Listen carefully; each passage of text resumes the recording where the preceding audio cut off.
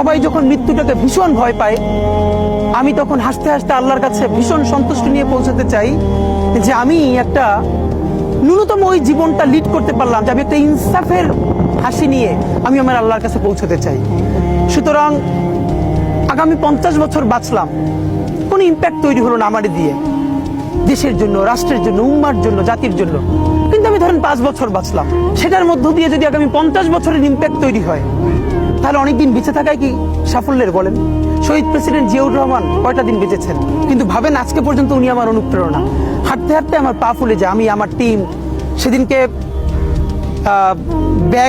ব্যাগের মধ্যে জুতো নিয়ে তারপরে একটা শপিং মলে ঘুরছিলাম, মানে পা ফুলে গেছে, পা জুতোয় ঢুকাতে পারছিলাম না। তো জিয়াউর রহমানের একটা ওনার গল্প মনে পড়ছিল, যিনি মাইলকে মাইল যখন হাঁটতেন, ওনার সাথে স্টাফদের পা ফুলে যেত, কিন্তু ওনার তো আর্মি ট্রেনিং আছে। তখন তাকে বলতো যে স্যার আপনার তো আর্মি ট্রেনিং, আমরা তো আর পারি না। এই জন্য ওনাকে মানুষ রাখাল রাজা বলতো।